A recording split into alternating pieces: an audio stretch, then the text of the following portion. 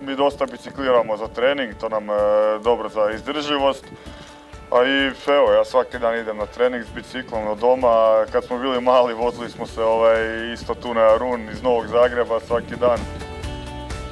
Dok se vozim na biciklu stvarno razmišljam o svemu, meni to odmara glavu, meni je to stvarno odmor za mozak i za glavu.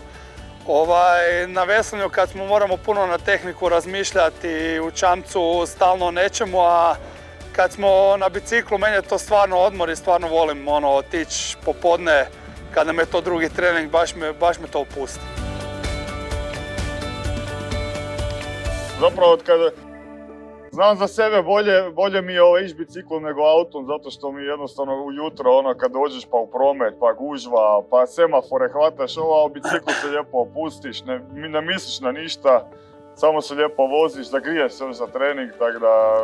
stvarno je prekrasno naročito mi ujutro ići biciklom. Drago nam je da smo ambasadori biciklizma, jer mislim da bi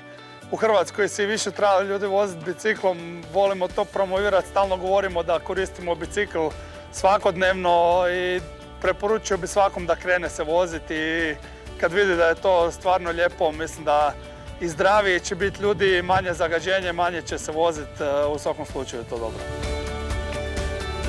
Definitivno bi preporučio ljudima prvo radi njihovog zdravlja i da se bolje osjećaju, drugo, eto, kao što je brat rekao, da smanjimo to neko zagađenje, da se manje vozimo autima, manje će biti gužve, tako da ima stvarno puno benefita voziti biciklom, a i opušta, što je najvažnije, i za mentalno zdravlje i za fizičko zdravlje je dobra. Kad imamo kacigu, kamuflirani smo, tako da nas ljudi ne prepoznaju, ali da, evo, kad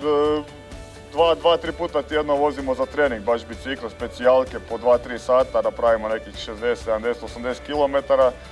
i onda evo, sve što je pozitivno, sve više vidimo ovih biciklista, rekreativaca i onda malo kad prođemo pred njih, onda nas prepoznaje, onda malo i vozimo zajedno, tako da to bude zanimljivo.